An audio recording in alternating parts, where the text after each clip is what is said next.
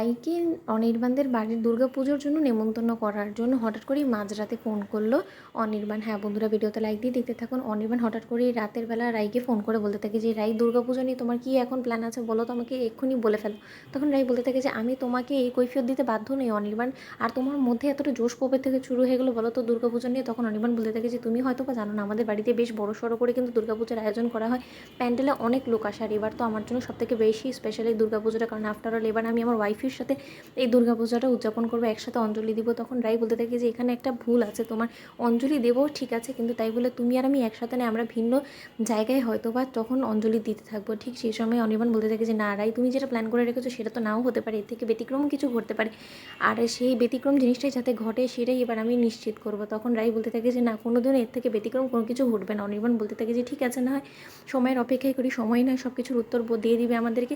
আমি তো শুধু মা আসার অপেক্ষা করছি যে কবে মা আমাদের মাঝে আসবে, আর মা আসার আগে আগে আমি যে আমার ঘরের লক্ষ্মীকে অলরেডি আমার বাড়িতে নিয়ে এসে পড়তে পারবো, আর আমার মাকে যে সবার প্রথমে আমার বই বরণ করবে সেটা আমি অন্তত তোমাকে চ্যালেঞ্জ করেই বলতে পারি। তখন রাই বলতে থাকছে অনির্বাণ, তুমি এইসব কথা বলার জন্য যদি আমাকে এখন ফোন করে থাকো তাহলে প্লিজ এখন ফোনটা রাখো, আমার যথেষ্ট পরিমাণে টায়ার্ড লাগছে, আমার এখন ঘুমাতে হবে, আমি যথেষ্ট পরিমাণে অসুস্থ ছিলাম। তখন অনির্বাণ বলতে থাকে যে অসুস্থ ছিলে তুমি, এখন তো নয় তাই না, তাহলে তুমি আমার কথাটা শুনে রাখো। আমি তোমাকে চ্যালেঞ্জ করে বললাম যে যে করেই হোক না কেন, যে কোনো মূল্যেই হোক না কেন, তোমাকে মানিয়ে হোক বা তোমার অনিচ্ছার বিরুদ্ধেই হোক না কেন, তোমাকে আমি দুর্গাপুজোর মধ্যে আনবই, কারণ আমাদের বাড়িতে আমাদের ঘরের লক্ষ্মী দুর্গাপুজোর সময় থাকবে না, সেটা কী করে হয় বলো তো, আমরা একসাথে মিলে অঞ্জলি দেবো, আর তোমার এই চ্যালেঞ্জটা নিতে হবে। আর আমি তোমাকে একটা জিনিস বলে দিতে পারি যে এরপরে তুমি আর কোনোদিন আমার বাড়ির চৌকট পেরোবে না। তখন রাই অনির্বাণকে বলতে থাকে যে তোমার তাহলে সবথেকে বেশি এক্সাইটমেন্টটা কি দুর্গাপূজা উৎসবকে কেন্দ্র করে নাকি আমাকে বাড়িতে ফেরানোটাকে নিয়ে। তখন অনির্বাণ বলতে থাকে যে দুটোই, কারণ দুটোই তো আমার সবথেকে বেশি ইম্পর্ট্যান্ট আমার লাইফে, তাই না, কারণ এরকম বেরং জীবনটাকে নিয়ে তো আর কতদিন আমি বেঁচে থাকবো বলো তো, তার থেকে বরঞ্চ এবার ভাবলাম না হয় ভিন্ন কিছু করি, আমার এই বেরং জীবনে রং ঘোলানোর জন্য তো একজন মানুষ লাগে, আর সেটা হলো একমাত্র তুমি। তাই এই দুর্গাপুজোর মধ্যে সিঁদুর খেলা থেকে শুরু করে সব কিছুর মধ্যে যাতে তোমার প্রেজেন্টটা থাকে সেটাই এবার আমি নিশ্চিত করবো, তুমি দেখিয়ে নিও।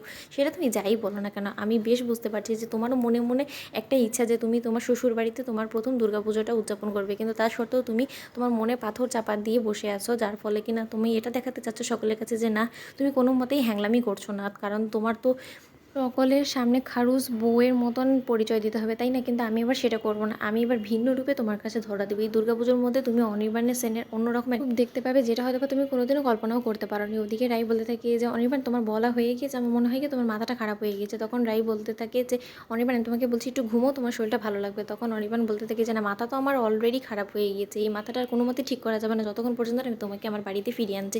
তাই রাই, তুমি বরঞ্চ তোমার প্রিপারেশন শুরু করে দাও। তো বন্ধুর ভিডিওটি ভালো লাগলে লাইক এবং সাবস্ক্রাইব করতে ভুলো না।